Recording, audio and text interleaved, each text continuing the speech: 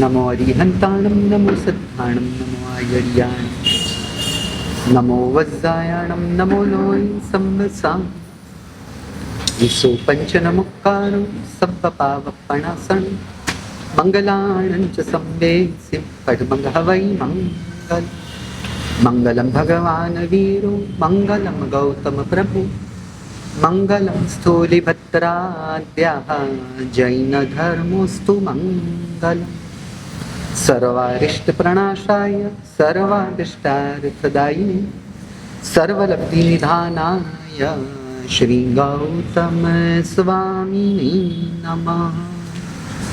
अज्ञानातिमिरान्धानां ज्ञानाञ्जनशलाकया नेत्रमुन्मीलितं येन तस्मै श्री गुरवे नमः।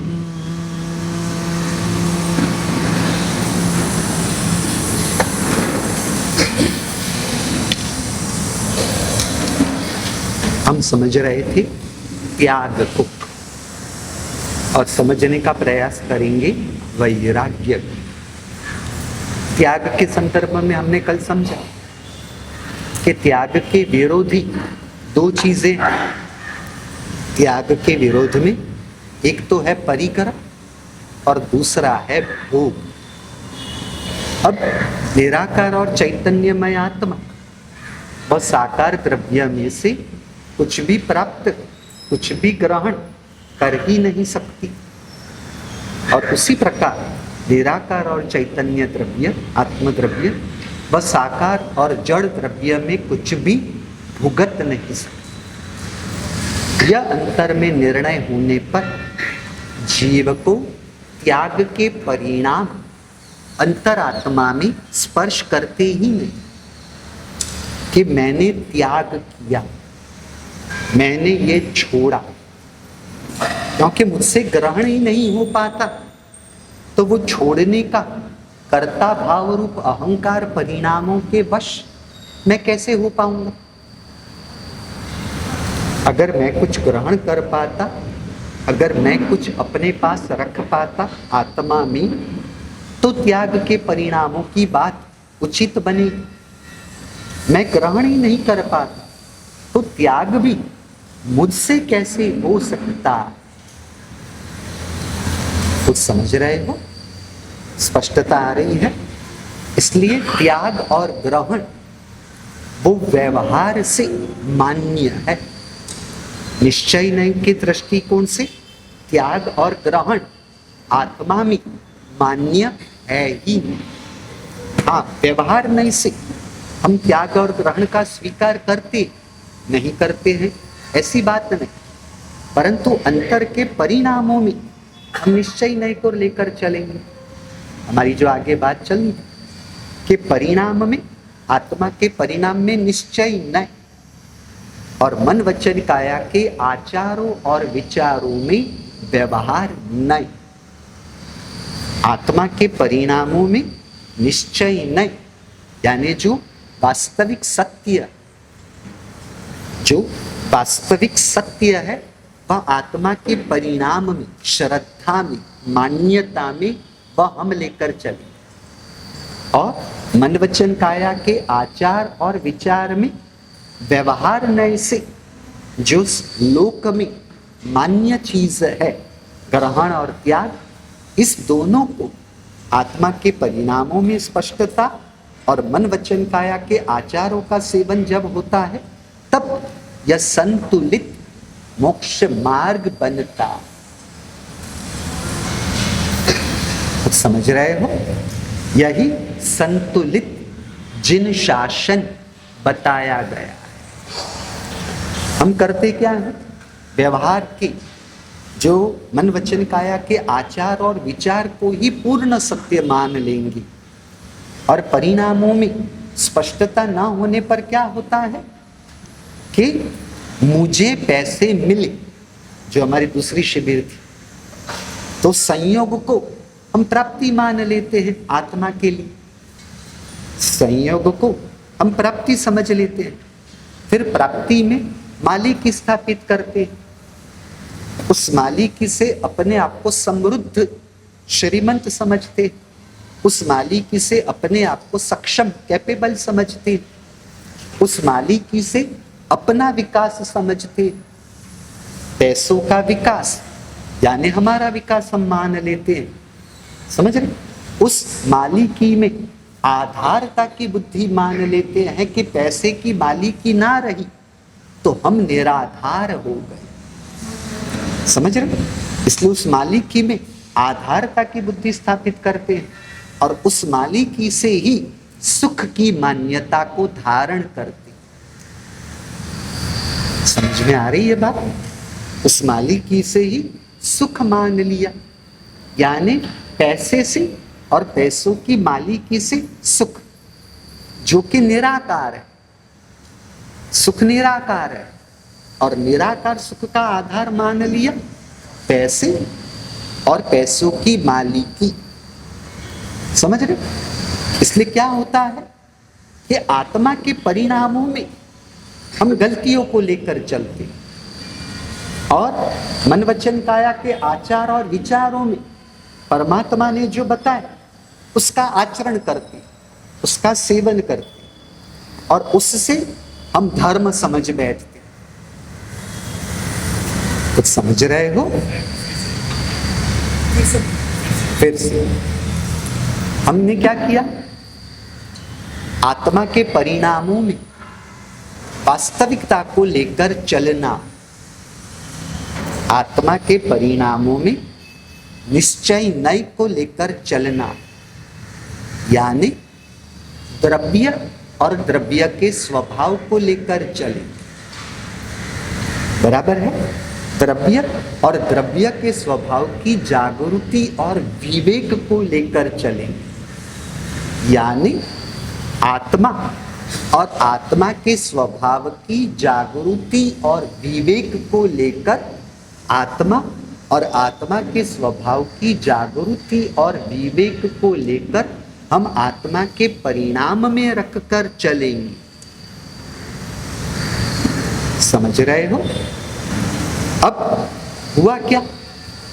परमात्मा ने एकाशना करने की बात बताई, आपने एकाशना किया, आइंबिल किया, पर आचार शुभ परमात्मा का बताया हुआ, त्याग का मार्ग है, मन में विचार भी शुभ, क्योंकि परमात्मा ने बताया तप के 12 प्रकारों में से एक प्रकार के तप में बताया है। इसलिए शरीर के आचारों में शुभत्व आया, मन के विचारों में भी शुभ भाव रूप शुभत्व आया, पर आत्मा के परिणामों के स्तर की स्पष्टता तो रखी ही नहीं। उसी में ही पूरी गलती कर दी, उसी में ही पूरा घोटाला किया, उसी में ही गलत फहमियों के भ्रमणाओं के वश रहे। क्या भ्रमणा? तो शरीर व मैं आत्मा हूं यह न माना, इसलिए शरीर व मैं, शरीर व मेरा, शरीर व मैं हूं, शरीर व मेरा है, आत्मा व मैं हूं और आत्मा का ज्ञान स्वभाव वह मेरा गुण है, यह न माना। इसलिए क्या होगा? शरीर की क्रिया को हम अपनी क्रिया मानेंगे। शरीर व मैं माना, इसलिए शरीर व मेरा है, ऐसा मानना होगा। इसलिए शरीर की क्रियाओं को हम अपनी क्रिया मानेंगे। इसलिए कौन चल रहा है? शरीर चल रहा है, मेरी आत्मा नहीं। चलने का स्वभाव किसका है? शरीर का है, मेरी आत्मा का नहीं। चलने का सामर्थ्य शरीर में है, मेरी आत्मा में नहीं। अब होता क्या है? यहां पर गलती क्यों होती है? आत्मा में जब जब चलने के परिणाम हुए, आत्मा में जब जब चलने के परिणाम हुए और शरीर में वही चलने की क्रिया को हमने होते हुए देखा, आत्मा में चलने के परिणाम हुए और शरीर में वह चलने की क्रिया को होते हुए देखा, इसलिए हम समझ क्या लेते हैं, मैं चल रहा हूं, यानी चलने की क्रिया मैं कर रहा हूं। सबसे बड़ी गलती यहां पर है, सबसे बड़ी गलती जीव यहां पर करता है, वह शरीर के चलने की क्रिया को अपनी क्रिया समझकर चलने की क्रिया में जुड़ता। समझ रहे? अब शरीर और आत्मा दोनों अलग है, शरीर और आत्मा दोनों भिन्न है। और अब शरीर की क्रिया को अगर हमने आत्मा की क्रिया माना, शरीर की क्रिया को अगर हम अपनी आत्मा की क्रिया मानेंगे तो क्या होगा कि आत्मा में दो चीजों की क्रिया का कर्तापन आया। यानी आत्मा में आत्मा की जो क्रिया है, आत्मा में आत्मा की जो क्रिया है उसका कर्ता भी आत्मा को माना, और शरीर आत्मा से भिन्न जो शरीर है उस शरीर की क्रिया का कर्ता भी आत्मा को माना, आत्मा की क्रिया का कर्ता भी आत्मा को माना और शरीर की क्रिया के कर्ता के रूप में भी आत्मा को माना। तो एक आत्मा में दो द्रव्य, आत्म द्रव्य और शरीर द्रव्य, दो द्रव्य की क्रिया का कर्तापन कैसे घटित होगा?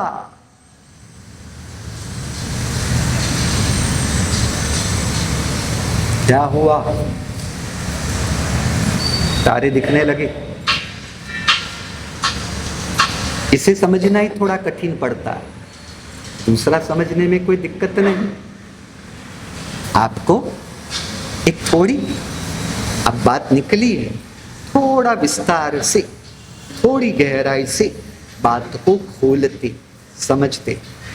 जीतू जी, आपके पीछे जगह खाली पड़ी है, और भी जगह खाली है।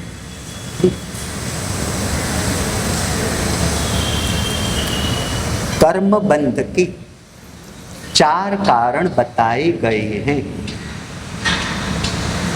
कर्मों का बंध 4 वजह से होता है, बराबर। जिसे हम कर्म बंध का कारण कहते हैं उसी को संसार और संसार के परिभ्रमण के कारण के रूप में भी कहना उचित ही होगा। अब समझना, थोड़ी गहराई की बात, महत्वपूर्ण बात। अगर ये समझ गए तो मोक्ष मार्ग, साधना मार्ग समझ गए।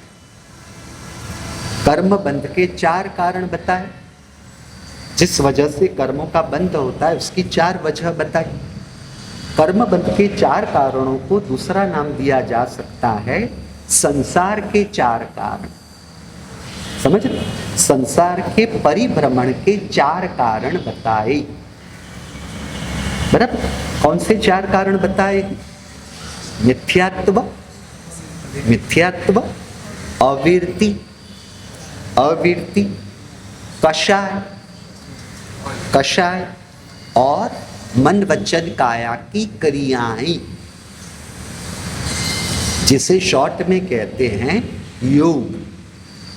मनो योग, वचन योग, काय योग। इसलिए योग शब्द भी हम कह सकते हैं, और सरल भाषा में समझे तो मन वचन काया, मन वचन काया की क्रियाएं। 4 चीजें आई। मिथ्यात्व, मिथ्यात्व का मतलब क्या करेंगे? मिथ्यात्व का मतलब करेंगे गलत फहमी, भ्रमणा, विपर्यास, आभास, कल्पना, इल्यूशन। मिथ्यात्व का मतलब क्या करेंगे? जो जैसा है उसे ऐसा नहीं माना, नहीं अपनाया, और जो जैसा नहीं है उसे ऐसा माना, अपनाया।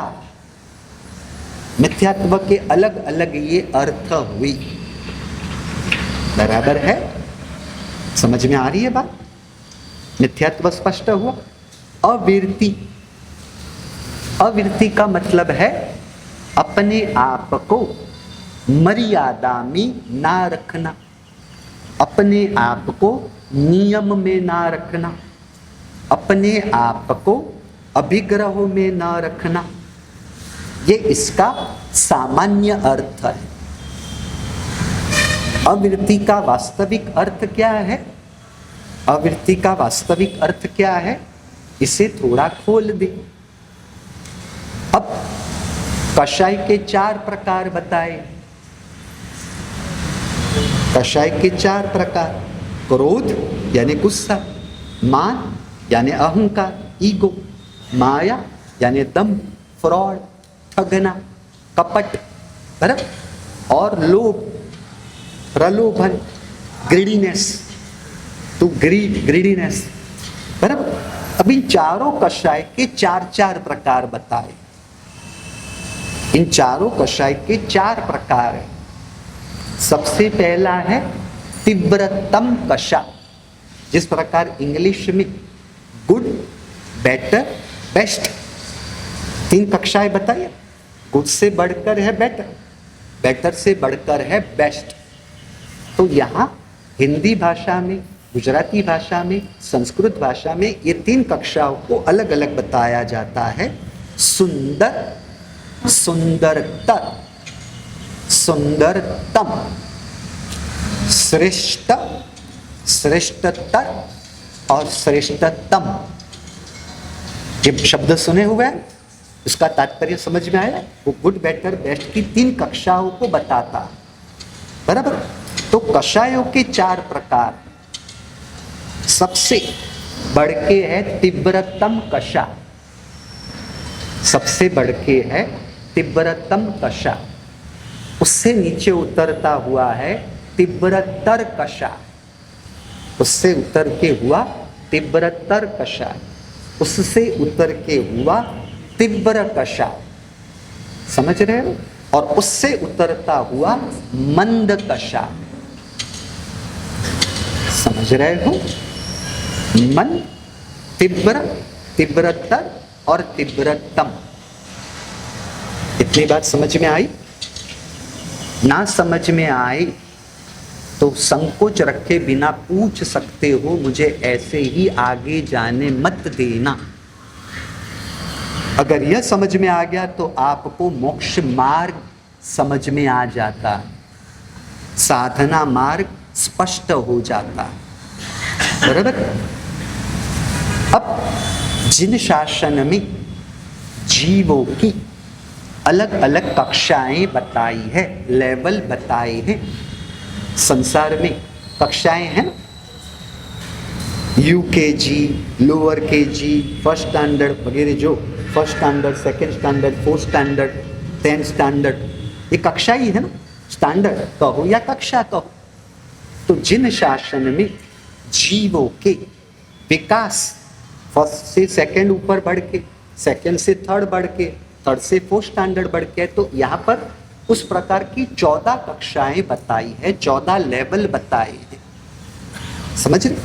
तो जो पहली कक्षा है वह है मिथ्यात्व, उसे कहते हैं मिथ्यात्व, समझ? अब वो मिथ्यात्व का दूसरा नाम करे तो, एक प्रकार से करे तो अजैन। अजैन, आप जिसे अजैन कहते हो वो अजैन या जैन की बात यहां नहीं चलेगी अभी, समझे? आप जिसे जैन, अजैन, श्रावक या साधु साध्वी कहते हैं उसकी बात यहां नहीं है। ये पूरे ज्ञानियों के दृष्टिकोण से आत्मा के अंतर के परिणामों के आधार पर ये कक्षाएं हैं। तो पहला गुण स्थानक, पहली कक्षा, जिसे कहेंगे मिथ्यात्व, जिसे कहेंगे अजैन। अब दूसरी और तीसरी कक्षा कोई हमारे वर्तमान में काम की नहीं, इसलिए उस पर हम जोर नहीं देंगे। फिर आता है चौथी कक्षा, जिसे कहते हैं सम्यक्त्व, जिसे कहते हैं सम्यक्त्व। या तो सम्यक दर्शन, या तो सम्यक दृष्टि। समझ रहे? जिसे सम्यक दर्शन हुआ हो उसे कहेंगे सम्यक दृष्टि, उसे कहेंगे जैन। सम्यक दर्शन से जैनत्व का प्रारंभ होता है, बराबर है। अब उसके बाद आता है 5वीं कक्षा, 5वां गुणस्थान, यानी देश वृत्ति, जिनके जीवन में वृत्ति है। अब जो चौथा गुणस्थानक, चौथी कक्षा थी, वह सम्यक्त्व है और वहां पर कोई वृत्ति नहीं है, बराबर है। 5वें गुणस्थानक में वृत्ति है, परंतु अल्प मात्रा में वृत्ति है, बहुल मात्रा में अवृत्ति है। समझ? थोड़े से प्रमाण में वृत्ति है, समझ रहे, और बहुत ज्यादा प्रमाण में अवृत्ति है, बराबर। फिर छठी कक्षा, छठा गुणस्थानक, 7वीं कक्षा, 7वां गुणस्थानक, वह है सर्ववृत्ति साधु।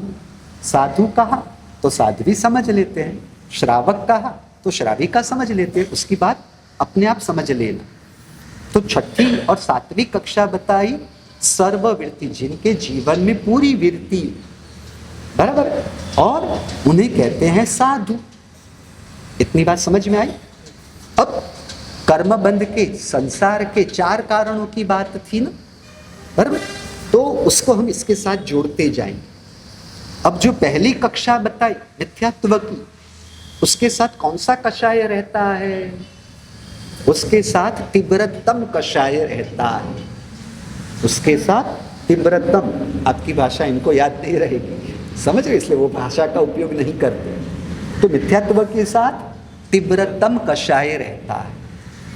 चौथी कक्षा सम्यक दर्शन, जो जैन कहते हैं, वहां पर तीव्रतम कषाय नहीं होता, वहां पर तीव्रतर कषाय होता है, बराबर है। फिर 5वां गुणस्थानक देश वृत्ति श्रावक पने का, वहां पर तीव्रतम कषाय नहीं, तीव्रतर कषाय नहीं, वहां पर तीव्र कषाय बताया। और सर्ववृत्ति साधुओं में मंद कषाय बताया। सब सेटिंग हो गया? आपको कोई दिक्कत तो ऐसी है नहीं, क्योंकि कल आप आओगे वापस खाली होकर आओगे। क्या हंस रहे हो दिनेश जी? क्या रोने की बात है? और हंस रहे हो आप, बराबर है। जितना याद रहे उतना काम का, बाकी राम भरोसे, बराबर है, भगवान भरोसे छोड़ देना, बराबर है। अपनी मूल बात पर आए, सब चीजों को जोड़ना। अब कर्मबंध के जो 4 कारण बताए, तो मिथ्यात्व नाम का कारण कौन सी कक्षा में आया? पहले गुणस्थानक। अब जहां पर मिथ्यात्व नाम का संसार का कारण बताया, तो वहां पर अवृत्ति है या नहीं है? तो अवृत्ति समझ लें। वहां पर कषाय है या नहीं है? उसे भी साथ में समझ लेना है। वहां पर मन वचन काया की क्रिया है या नहीं है? उसे भी साथ में समझ लें। अब चौथी कक्षा की बात आई। अब यहां पर पहले गुणस्थानक में क्या है? पहली कक्षा में तीव्रतम कषाय है, तो तीव्रतर कषाय है या नहीं? तीव्रत कषाय है या नहीं? मंद कषाय है या नहीं? सभी है, समझ रहे हो? अब चौथी कक्षा सम्यक दर्शन, अवृत्ति, तो वहां पर अवृत्ति है। तो कर्मबंध के 4 कारणों में से कौन सा कारण यहां हुआ? अवृत्ति नाम का जो संसार का कारण, कर्मबंध का कारण, वो चौथे गुणस्थानक की बात है। और पहले गुणस्थानक में भी अवृत्ति तो है ही, पहले गुणस्थानक में भी अवृत्ति तो है ही। तो ये जो अवृत्ति का मतलब है, अवृत्ति का मतलब है वृत्ति नहीं होना। अवृत्ति का मतलब है वृत्ति नहीं होना। तो वृत्ति नहीं होना यानी क्या, और अवृत्ति होना यानी क्या? बोल, अवृत्ति यानी क्या?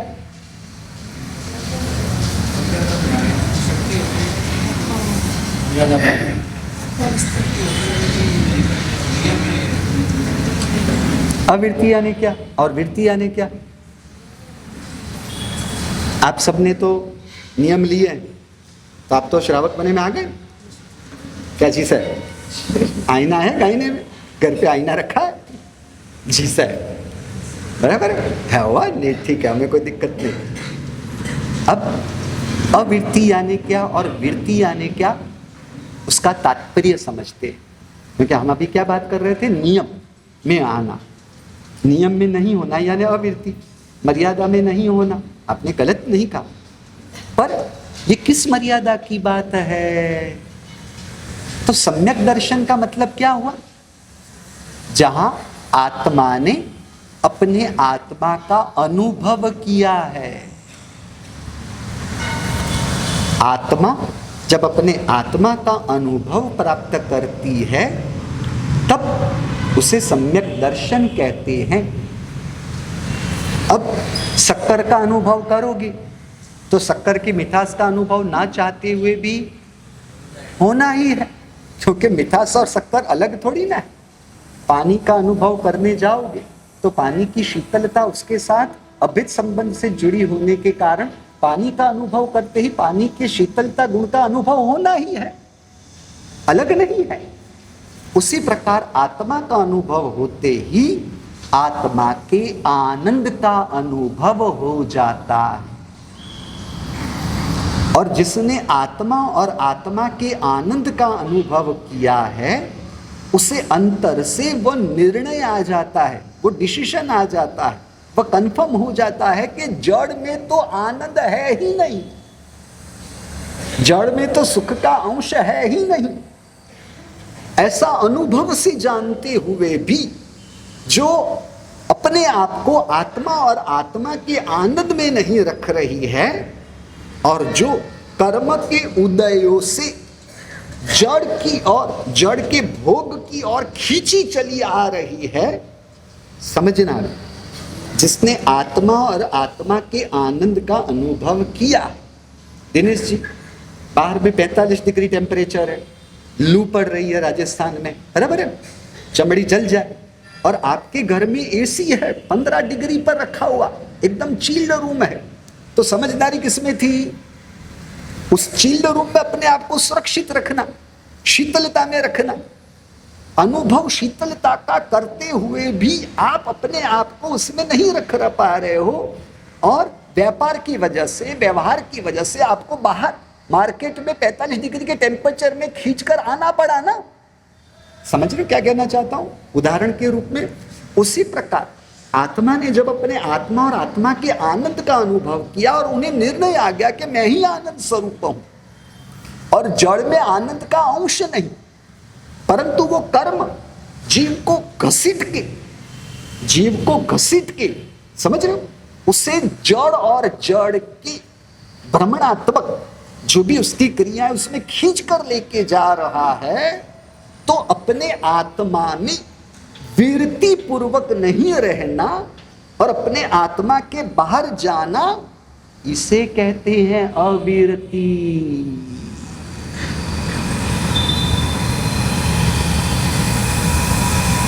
कुछ समझ में आया या कठिन हुआ? बोलो। हाँ जी, अब देखो प्रश्न क्या आ रहा है, आत्मा के बाहर कौन जाता है, बराबर, और आत्मा में कौन आता है, आत्मा का अनुभव कौन करता है, आत्मा का अनुभव किसे होता है? समझ में आ रहा है प्रश्न? एक प्रश्न के अंदर सब प्रश्न जुड़े हुए। अब आत्मा का जो परिणाम है ना,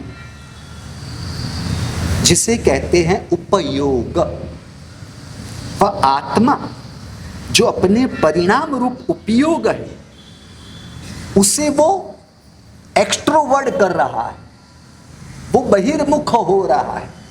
कौन बहिर्मुख हो रहा है? वो आत्म परिणाम, आत्म उपयोग। वह आत्म परिणाम, आत्म उपयोग जब अपने आत्मा के सन्मुख हो, यानी क्या? उदाहरण के रूप में मम्मी ने जबरदस्ती जबरन बच्चे के हाथ में किताब पकड़ा दी पढ़ने के लिए, क्योंकि 15 दिन के बाद एग्जाम और बच्चे को तो खेलना कूदना वही करना पसंद है, इसलिए मम्मी ने जबरन उसके हाथ में किताब पकड़ा दी, बराबर। अब आत्मा कहां पर बैठी हुई है? घर में। आत्मा घर में बैठी, शरीर भी घर में बैठा हुआ है, और माँ ने किताब पकड़ा दी। अब उस बच्चे का मन पढ़ाई में नहीं लग रहा है, पर बाहर जा रहा है। मन बाहर जा रहा है कि मन के द्वारा आत्मा का परिणाम बाहर जा रहा है। वो परिणाम बाहर जा रहा है, वो परिणाम पढ़ाई की क्रिया में नहीं जुड़ रहा है। कुछ समझ में आ रही है बात या कठिन पड़ी? आपको और थोड़ा सरल करता हूं। रमेश जी ने महेश जी को किताब दी। रमेश जी ने महेश जी को किताब दी या रमेश जी के हाथ ने महेश जी के हाथ को किताब दी?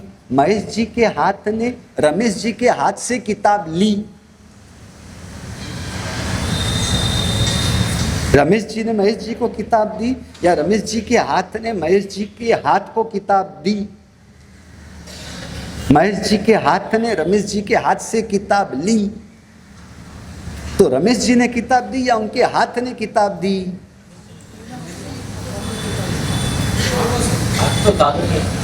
हाथ साधन है। देने के परिणाम रमेश जी के आत्मा में हुए और उन देने के परिणामों को जब आचरण में अमल में लेना है तब हाथ माध्यम बनेगा।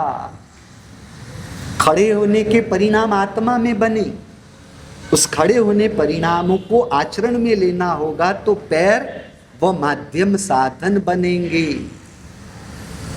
समझ रहे हो? इसलिए क्रिया जहां परिणाम हुए उसने क्रिया की, ऐसा हमारा मानना है। पूजा आपने की या आपके हाथों ने की या आपकी अनामिका उंगली ने की, पूजा के परिणाम आत्मा में हुए। उन परिणामों को आचरण में लेना है, अमल में लेना है तो माध्यम हाथ की उंगलियां बनी।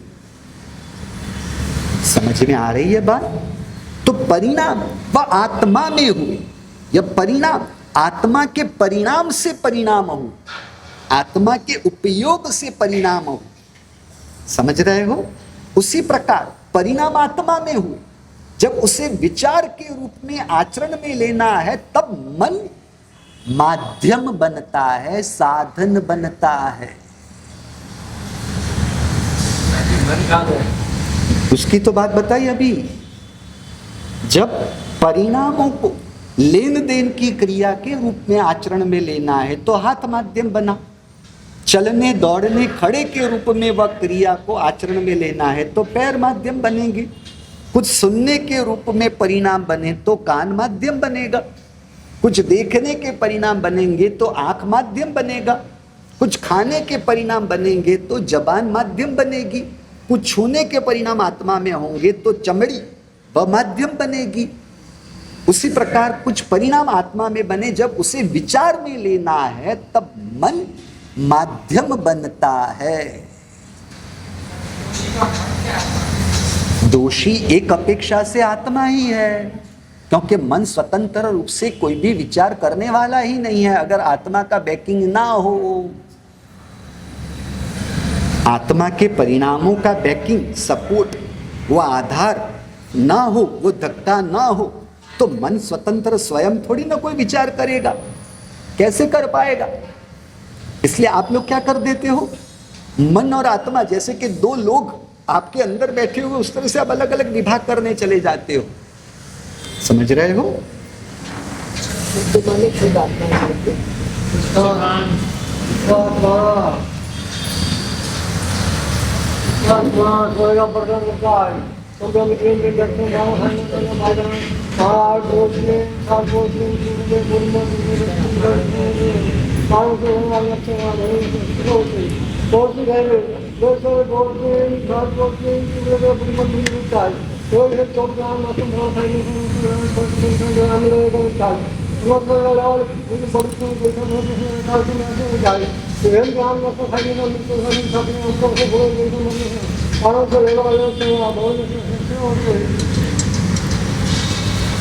कुछ पकड़ में आ रही है? इसलिए डॉक्टर ने ऑपरेशन किया, वो ऑपरेशन की क्रिया को आचरण में लेना था, तब बुद्धि माध्यम बनी। जो अब तक पढ़ा था उस स्मरण को साथ में लेकर चलना हुआ। समझ रहे हो? किताब खोल के पढ़ते पढ़ते तो नहीं कोई डॉक्टर ऑपरेशन करता है, पर जो पढ़ाई करके जो वो समझ जो दिमाग में बनाई हुई थी, स्मृति के रूप में, याद रखने के रूप में वो माध्यम बना। समझ रहे हो? अब जब वो अपनी पत्नी के साथ, वो डॉक्टर अपने बच्चों के साथ व्यवहार कर रहे हैं, तब क्या वो बुद्धि में स्मरण चला गया? वो रहता है, पर उसका उपयोग वो कर रहेंगे? उसकी आवश्यकता नहीं है, क्योंकि आत्मा ने उस दिशा में परिणाम नहीं किए है कि जिससे वो स्मरण शक्ति को आचरण में लिया जा सके। कुछ समझ में आ रहा है या कठिन हो रहा है? सब मूल की बातें हैं, इसलिए ना समझ में आए तो संकोच किए बिना पूछ लेना। आप भी संकोच ना रखना। बराबर है? आगे चले। हाँ जी। उपयोग कौन सा है? ज्ञान उपयोग वो आत्मा का है। समझ रहे हो? उस ज्ञान उपयोग में जीव ने मिथ्यात्व के परिणाम किए या सम्यक्त्व के परिणाम किए, तब उपयोग शब्द का प्रयोग करेंगे, तब परिणाम शब्द का अर्थ अलग हुआ। और अगर उपयोग शब्द का प्रयोग नहीं करते, उपयोग शब्द का उपयोग नहीं करते, तो क्या होगा? आत्मा के परिणामों में क्या हुआ, तब वो परिणाम का मतलब हम उपयोग भी कर सकते हैं। जैसा जिस प्रकार का हम वाक्य प्रयोग करेंगे उस प्रकार से उसका अर्थ होगा। समझ रहे हो? इसलिए आत्मा के उपयोग में, जब वो आत्मा अपने आत्मा में डुबकी लगाए, यानी दो आत्मा नहीं है, जब आत्मा अपने आत्मा में डुबकी लगाए तो जैसे कि दो आत्मा हो गए। दो आत्मा की बात नहीं, जो आत्मा का परिणाम है उसमें गलतफहमी है कि मैं, उसने गलतफहमी वश अपने आप को बनाया है, उसे सत्य के घर में आना है। उसने गलतफहमी क्या कर ली कि मैं आत्मा नहीं हूं, मैं शरीर हूं। गलतफहमी यहां पर है, मिथ्यात्व आत्मा के परिणाम में। समझ रहे हो? मिथ्यात्व आत्मा के परिणामों में है, और वो मिथ्यात्व के परिणाम मिथ्यात्व कर्म के उदय के निमित्त से, आत्मा में स्वतंत्र रूप से नहीं है, परंतु मिथ्यात्व कर्म के उदय से आत्मा के परिणाम में वो मिथ्यात्व के भाव हो रहे हैं। सत्संग के द्वारा क्या हो रहा है? सत्संग के द्वारा सत्य का भीतर में निर्णय होता जाए, क्यों क्यों वो निर्णय से, वह कर्म के उदय से जो मिथ्यात्व के भाव हो रहे हैं उसे आत्मा तोड़ने की प्रक्रिया करे, इसे कहते हैं साधना। आप भीतर में वो निर्णय लाने की कोशिश करते हो कि मैं शरीर नहीं हूं, मैं केवल आत्मा हूं, मैं ये साकार शरीर नहीं हूं, मैं निराकार आत्मा हूं। समझ रहे हो? समता कहां हो रही है? आत्मा के उपयोग में। वितरागता कहां हुई है? आत्मा के उपयोग में। केवल ज्ञान कहां हुआ? आत्मा के उपयोग में। कुछ समझ रहे हो? क्योंकि आत्मा तो ज्ञान गुण से पूर्ण है ही, आत्मा तो चारित्र गुण से शुद्ध है ही। आपके बैंक के अंदर 1 करोड़ रुपए पड़े हैं, पर जब आप सब्जी खरीदने जाओगे और वहां पर तो आपको नगद कैश ही पेमेंट करना है ना। समझ रहे? वहां पर आपके बैंक के पैसे काम नहीं लगेंगे। वो क्या कहेंगे? मुझे कैश 100 रुपए की आपने सब्जी ली, मुझे 100 रुपए चाहिए, बस मुझे उससे काम है। तो आप क्या करते हो? बैंक में से 100 रुपए निकालते हो और फिर वो सब्जी वालों को आप 100 रुपए चुकाते हो। पकड़ में आया? यानी आपके बैलेंस में जो है वो आपको काम कब लगेगा? जब आप उसे कैश ऑन हैंड करते हो तब। आत्मा में ज्ञान गुण की पूर्णता है, पर वो हमें काम नहीं लगेगा जब तक वो ज्ञान गुण जो हमारे आत्मा के बैंक बैलेंस में पड़ा है, जब तक वो उपयोग में प्रगट ना हो, तब तक वो आत्मा के ज्ञान गुण की पूर्णता हमें क्या काम लगेगी? समझ रहे? आत्मा तो आनंद से पूर्ण है, पर वो हमें काम कब लगेगी? जब हम उसे कैश ऑन हैंड करेंगे। वहां का तो क्या होगा? 1 करोड़ रुपए थे, 100 रुपए निकाले, क्या होगा मांगीलाल जी? आपकी पासबुक में क्या बताएगा? आपकी वर्तमान के सिस्टम के बारे में मुझे नहीं पता, हमारे समय में वो पासबुक होती थी और पासबुक बैंक में जा जाके उसके अंदर वो एंट्री जो भी जमा किया या उसमें से निकाला, विड्रॉ किया, वो सब उसमें एंट्री लिखी जाती थी। तो पासबुक में क्या होगा मांगीलाल जी? 100 रुपए 1 करोड़ में कम का ही बैलेंस फिर बताएगा। यानी क्या होगा? आप यहाँ पर कैश करने जाते हो, बैंक बैलेंस में कम होगा। उसी प्रकार आत्मा ज्ञान गुण से पूर्ण है, जब केवल ज्ञान प्रकट होगा तब आत्मा से ज्ञान खाली हो जाएगा। होगा? ऐसा कुछ भी खाली नहीं होता। कुछ समझ में आ रही है बात क्या कहना चाहता हूं? अरे अभी की बात कर दूं, अभी का भी एक छोटा सा उदाहरण दे दूं। अगर मेरे पास 10 किताब है, आपको किताब चाहिए, मैं आपको एक किताब दूंगा तो क्या होगा? मेरी 10 में से 9 हो जाएगी। इनको किताब दूंगा, मेरी 9 में से 8 हो जाएगी। इनको दूंगा, 8 में से 7 हो जाएगी। अब यहां से जो ज्ञान दिया जा रहा है तो मुझ में कम होकर ही आपके पास आएगा ना। ज्ञान में ऐसा नहीं है, समझ रहे हो? मेरा ज्ञान कम हुए बिना आपके ज्ञान गुण का विकास होता है। आज समझ में आ रही है या कठिन पड़ा? आत्मा में प्रेम है तो वो प्रेम बांटने से प्रेम कम होगा? नहीं होगा। आप समता गुण का सेवन करोगे तो आत्मा में समता कम होकर ही उसका सेवन होगा ना। ऐसा नहीं, गुणों की बाबत में ऐसा नहीं, परंतु जड़ पुद्गल द्रव्य उसमें ऐसा ही है। एक जगह से कम होगा तभी दूसरी जगह पर आएगा। अपनी बात समझ में आ रही है? इसलिए उपयोग में जीव ये सत्संग के द्वारा सत्य का निर्णय उपयोग में प्राप्त करता है। समझ रहे? क्योंकि कर्म के उदय व उपयोग में झलकते, ये सब बातें आपको थोड़ी कठिन पड़ेगी। और आत्मा के उपयोग में जो एक कर्म झलक रहा है, आत्मा उस कर्म के अनुसार परिणामों में जुड़ रहा है, उस भावों में जुड़ रहा है। इसलिए वो गलतफहमी लेकर बैठा है कि मैं मनुष्य हूं। आप मनुष्य नहीं हो, आप तो केवल और केवल परमात्मा स्वरूप आत्मा हो।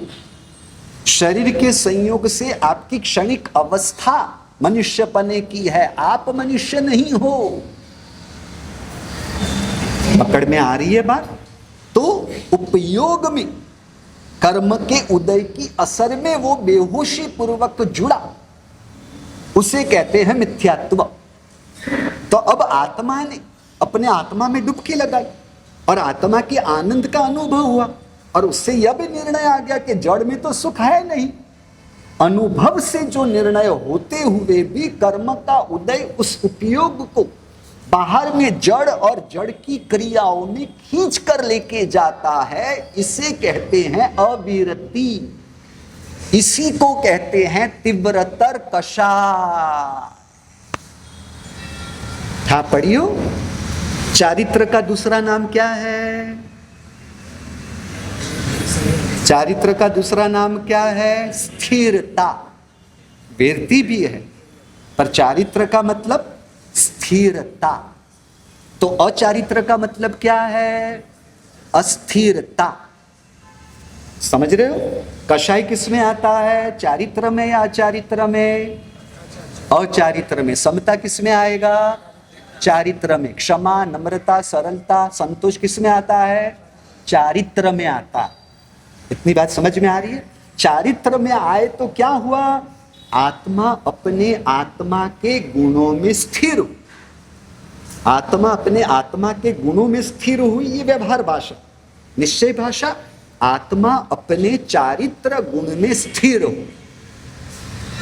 समता की स्थिरता यानी चारित्र की स्थिरता, बराबर है। अब कषाय से क्या हुआ?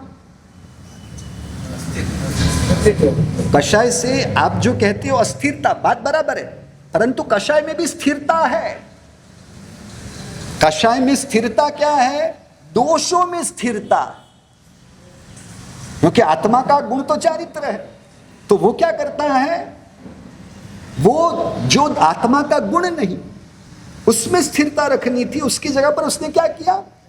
दोषों में स्थिरता बनाई। अचारित्र यानी दोषों में स्थिरता, चारित्र यानी अपने आत्मा और आत्मा के गुणों में स्थिरता। समझ में आया? पकड़ में आया? तो अपने आत्मा के गुणों में स्थिर रहना यानी अपनी आत्मा की मर्यादा में रहना, यह वृत्ति है। और आत्मा के गुणों की मर्यादा में ना रहे, आत्मा के गुणों में स्थिर ना रहे, इसे कहते हैं अविरति। देशवृत्ति यानी व्यवहार से 12 व्रत। देशवृत्ति का मतलब क्या है? 12 व्रत, 5 अणुव्रत, 3 गुण व्रत, 4 शिक्षा व्रत, बराबर। उसकी बात अभी नहीं करते। तो हकीकत में उससे होता क्या है? आत्मा उतना अपने आत्मा के गुणों में स्थिर बना। समझ रहे? तीव्र कषाय है या नहीं? श्रावक पने में तीव्र कषाय है, परंतु उसके सामने अपने गुणों में स्थिरता भी थोड़ी बनी।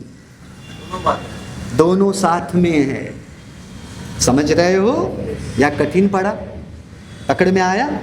अब अपनी मूल बात पर आ जाते हैं, हमारी बात को लेकर चलते हैं।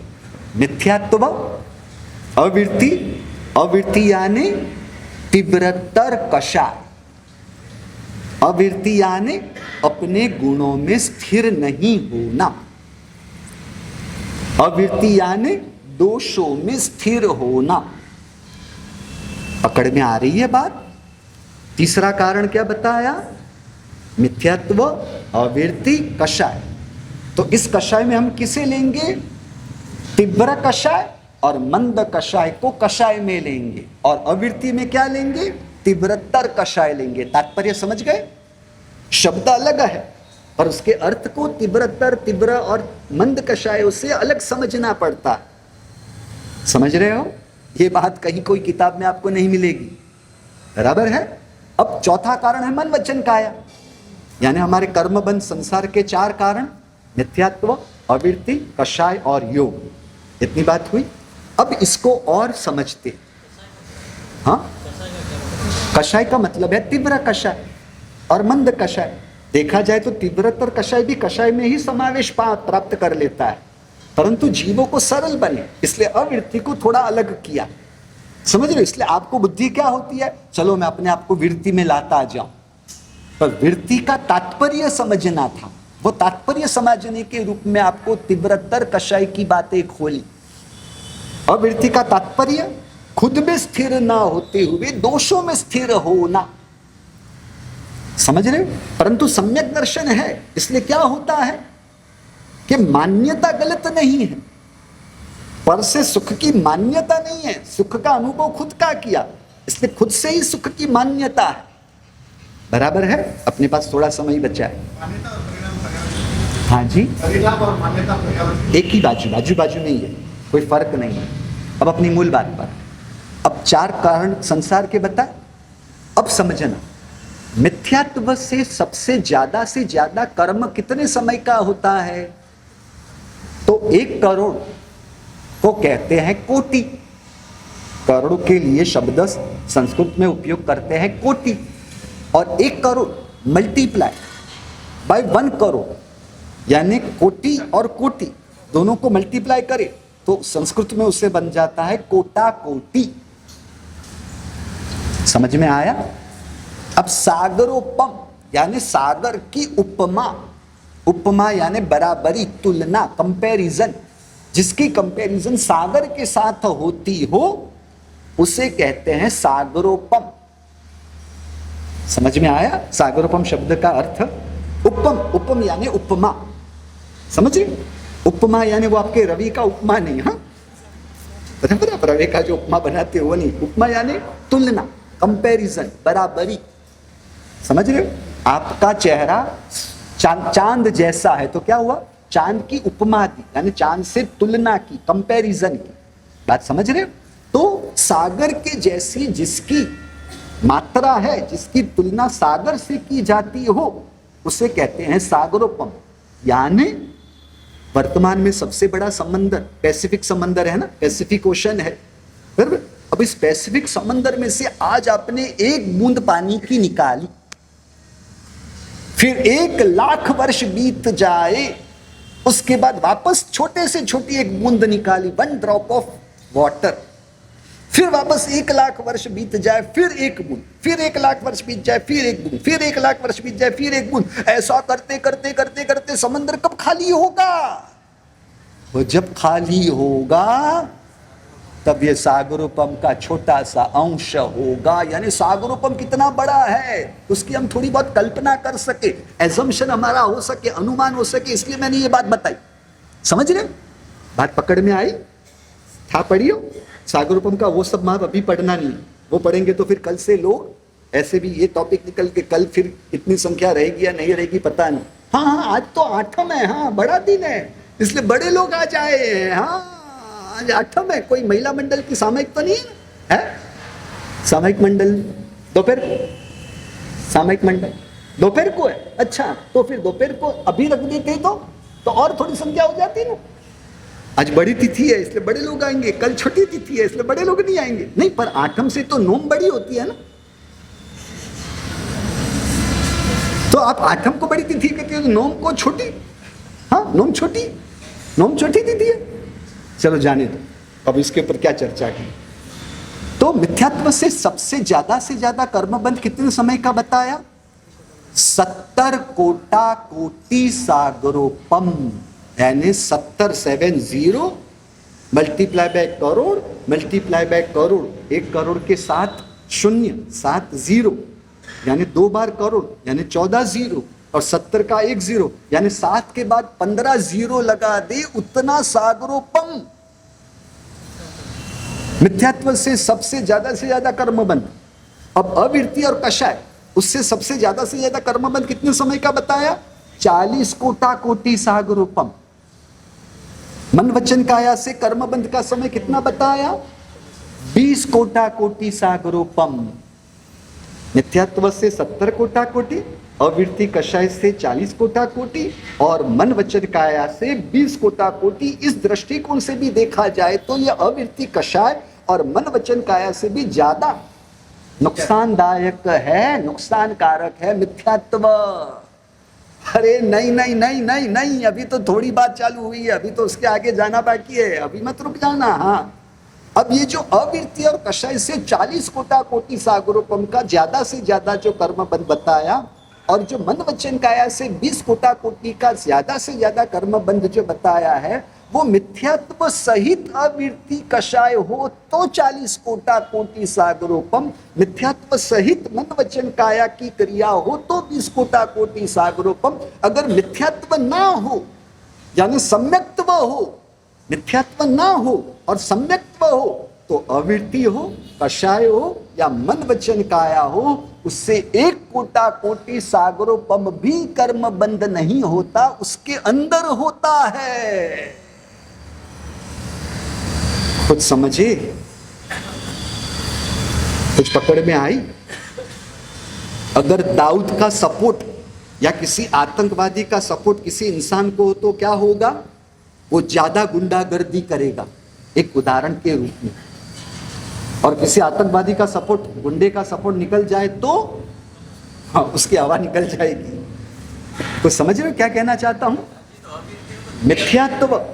मिथ्यात्व अगर अविरति और कषाय से जुड़ा होगा तो ही 40 कोटि, मिथ्यात्व मन वचन काया से जुड़ा होगा तो ही 20 कोटि। मिथ्यात्व अगर नहीं तो ही अविरति हो, कषाय हो या मन वचन काया से 1 कोटि सागरोपम से अंदर, यानी नुकसानदायक सबसे अधिक कौन सा हुआ? मिथ्यात्व हुआ। पकड़ में आ रही है? यानी 1 से 17 पापस्थानक, 1 से 17 पापस्थानक यानी अविरति कषाय और योग कह सकते हैं। 1 से 17 पापस्थानक यानी अविरति कषाय और योग कह सकते हैं, और जो 18वां पापस्थानक यानी मिथ्यात्व कह सकते हैं। तो 18वां पापस्थानक सहित अगर 17 पापस्थानक है तो 17 पापस्थानक से 20 कोटा कोटि या 40 कोटा कोटि सागरोपम का बंध होगा। अगर 18वां पापस्थानक निकल जाता है तो 1 से 17 पापस्थानकों से अंतर कोटा कोटि सागरोपम से अधिक कर्म बंध नहीं। कुछ समझ में आया? अरे अरे अरे अरे, ये केवल पाप की बात नहीं है, सबकी बात है। अगर मिथ्यात्व सहित दान धर्म की क्रिया होगी तो उस दान धर्म से 40 कोटा कोटि या 20 कोटा कोटि हो सकता है। मिथ्यात्व नहीं है तो दान से अंतर कोटा कोटि सागरोपम कर्म बंद। ओ बाप रे बाप, था पढ़ी हो या कठिन हुआ? समझ में आया? नहीं आया? समझाता हूं, समझाता। मैंने अपने आप को शरीर माना, शरीर को मेरा माना, ये मिथ्यात्व ही था, समझ? इसलिए शरीर की क्रिया को मैं अपनी क्रिया मानता हूं। इसलिए क्या करते हो आप? चलने की क्रिया को आप अपनी क्रिया समझते हो कि मैं चल रहा हूं, ये मिथ्यात्व पूर्वक चलने की क्रिया हुई। तो उस चलने की क्रिया से 20 कोटा कोटि सागरोपम का कर्म बंध हो सकता है। इसलिए ज्ञानी कहते हैं जिसे चलना आता हो उसे ही धर्म समझ में आता है, जिसे चलना न आता हो उसे धर्म क्या खाक समझ में आएगा? हाँ, चलना क्या हुआ? मिथ्यात्व सहित चलना हो रहा है या मिथ्यात्व रहित चलना हो रहा है? आत्मा और आत्मा के स्वभाव की जागृति और विवेक में रहकर चलना हो रहा है या आत्मा और आत्मा के स्वभाव की जागृति जी की जगह पर बेहोशी, विवेक की जगह पर अविवेक के घर में रहकर चलने की क्रिया हो रही है? तो आपने एकाशना कैसे किया? मैंने एकाशना किया। इसलिए हमारे भक्ति योगाचार्य ईश्वर जी महाराज से अक्सर कहते हैं नौकारशी व गुण है, चौवियार व गुण है, एकाशना व्यासना एम्बिल व गुण है, परंतु अगर आप नौकारशी करते हो, आप चौवियार करते हो तो वही सबसे बड़ा दोष है। आप तो नौकारशी नहीं करते हो ना, शरीर से नौकारशी होने देते हो। हाँ, आप तो चलने की क्रिया नहीं करते हो, शरीर से चलने की क्रिया को होने देते हो। और वो शरीर के चलने की क्रिया, शरीर और शरीर के चलने की क्रिया, शरीर और शरीर के चलने की क्रिया तो केवल आपको जानने में आ रही है। It only comes to know. वो केवल आपके आत्मा के ज्ञान के दर्पण में झलक रहा है, रिफ्लेक्ट हो रहा है। आप उस रिफ्लेक्ट जहां हो रहा है वहां रहे, जो रिफ्लेक्ट हो रहा है वहां ना खो जाए। नहीं समझ में आया? शरीर से खाने की क्रिया आपके आत्मा में झलक रहा है, तो जहां झलक रहा है आप वहां रहो। जो झलक रहा है आप वो बन जाते हो। अपने आप को शरीर माना और शरीर के चौवियार की क्रिया को, नौकारशी क्रिया को आपने अपनी क्रिया मानी। मैं नौकारशी कर रहा हूं। आप उपवास कर रहे हो, आप कर रहे, आप कर सकते हो। अरे यार, आपने तो आत्मा का अनाहारी स्वभाव कहा ना, तो अनाहारी स्वभाव का मतलब क्या? आत्मा का खाने का स्वभाव या सामर्थ्य नहीं। अगर खाने का सामर्थ्य या स्वभाव आत्मा का ना हो तो खाना छोड़ने का स्वभाव या सामर्थ्य आत्मा का कैसे मान लिया? पर हम क्या करते हैं? मैं एम्बिल करता हूं। आप एम्बिल कर सकते हो। वो एम्बिल का द्रव्य आपके आत्मा में जाता है या शरीर में जाता है, वह शरीर में जुटता है, वह शरीर को वजन बढ़ाने में निमित्त बनता है। आत्मा का वजन बढ़ता है। क्या दिनेश जी, कपड़े पहने ना आपने? आज आपने कपड़े पहने, आपने कपड़े पहने, लो अभी मना कर। आपने कपड़े पहने, आपने कपड़े पहने, शरीर ने धारण किए। वाह रे वाह, आप तो सब समझदार हो गए, होशियार हो गए। अब तो कुछ ज्यादा समझाने की जरूरत नहीं रही। क्या हुआ? हमने अपने आप को शरीर माना शरीर की क्रिया को अपनी क्रिया मानकर हमने शुभ की क्रिया में जुड़ने का काम किया, यानी मिथ्यात्व सहित हम मन वचन काया के शुभ आचार में जुड़े। आत्मा नहीं होगी तो शरीर एम्बिल करेगा कैसे? आत्मा होगी तो ही शरीर एम्बिल करेगा, परंतु आत्मा एम्बिल कर रहा है ये मानने की बात कहां से आएगी? वो तो शरीर कर रहा है। आत्मा शरीर में है तो शरीर से एम्बिल होगा ना, लाश थोड़ी ना एम्बिल करेगी। परंतु आत्मा शरीर में है तो आत्मा एम्बिल कर रही है या शरीर एम्बिल कर रहा है?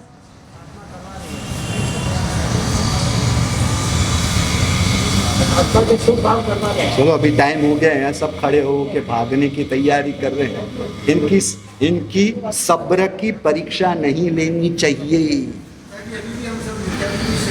नहीं, आप मिथ्यात्व में कैसे हो सकते हो?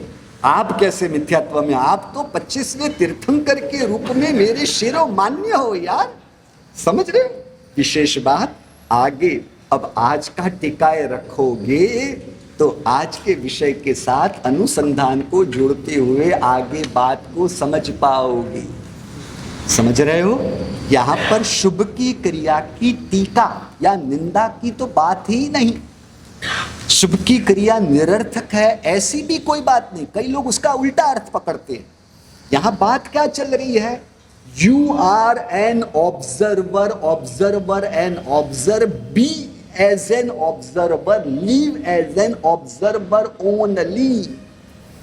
यू आर बिकमिंग डूअर, आप साक्षी हो शरीर की क्रिया के, पर आप अपने आप को शरीर मानकर शरीर की क्रिया के कर्ता बन जाते हो, डूअर बन जाते हो। समझ में आया माजी? था पढ़ियो, अंगठा पढ़ियो। इसलिए कपड़े पहने, कपड़े पहनाए या शरीर और कपड़े के बीच जो क्रिया चल रही थी वह केवल आपके ज्ञान में झलक रहा था, जानने में आ रहा था। इसलिए आज छोटा सा होमवर्क दूं। आज चलने की क्रिया के दौरान आप चलते ही नहीं, ये टू व्हीलर आप लोगों ने इतनी सारी बसा ली, इसलिए चलने का आपको कोई मुझे प्रैक्टिस करने की, बंबई वालों को दिक्कत नहीं, बंबई वाले चलते हैं। बंबई को छोड़ बाकी सभी शहरों वालों ने टू व्हीलर इतनी सारी बसा ली कि बात ना पूछो। चलते समय भीतर में वो जागृति से अनुभव करने का प्रयास करो। आप क्या करते हो? आप चलते भी बराबर नहीं। जब चलने की क्रिया चल रही है तो उस चलने की क्रिया के बाद की क्रिया में घुस जाते, वहां पर छलांग लगा लेते। जहां शरीर है वहां पर मन को रखो, जहां शरीर और मन है वहां पर आत्मा की जागृति खुल पाएगी। शरीर एक जगह पर है और मन दूसरी जगह पर है तो आत्मा की जागृति कैसे खुलेगी? समझ रहे हो? इसलिए गुजराती में कहावत है, पढ़से एवा देवाशे, जब जो होगा आपके सोचना क्या, जो भी होगा देखा जाएगा। समझ रहे हो? अब के लिए, कल के लिए नहीं, बाद के लिए अब को ना खोना। हम क्या कहेंगे? बाद के लिए अब को ना खोना, अब ये ना बाद में आएगा। इसलिए चलते समय चलने की क्रिया में रहो, आगे छलांग मत लगाओ। कौन चल रहा है? समझ रहे हो? किसका चलने का स्वभाव सामर्थ्य? मैं जब बैठा था तब मैं जैसा था, शरीर चल रहा है, मैं बदलते हुए किसी ने महसूस नहीं किया, मैं तो वही का वही रहता हूं। यानी मैं बदल गया ऐसा किसी को एहसास न होते हुए इससे ही स्पष्ट होता है कि ये चलने की क्रिया से मैं भिन्न हूं, इसलिए मैं अपने आप को बदलता हुआ नहीं महसूस करता। शरीर दौड़ते हुए आप बदल गए ऐसा आपको महसूस हुआ है, यानी वो दौड़ने की क्रिया से आप भिन्न हो, तो आप भिन्न हो तो उस भिन्नता में रहो, उस भिन्नता में जियो, उस भिन्नता को समझो। हाँ पढ़ियो, समय आपका ऊपर लिया। विशेष बात आगे चिनाग्ना विरुद्ध कहा गया हो तो नहीं।